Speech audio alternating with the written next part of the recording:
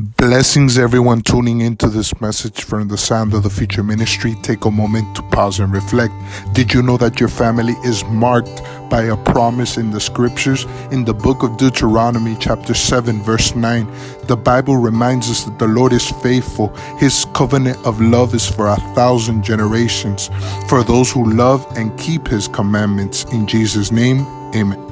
Bendiciones a todos los que sintonizan este mensaje del Ministerio del Sonido del Futuro. Pausa y reflexiona. ¿Sabías que tu familia está marcada con una promesa bíblica? En el libro de Deuteronomio capítulo 7 versículo 9 la palabra dice que el Señor es fiel y que su pacto de amor es hasta 1000 generaciones para aquellos que le aman y guardan sus mandamientos. En el nombre de Jesús, amén.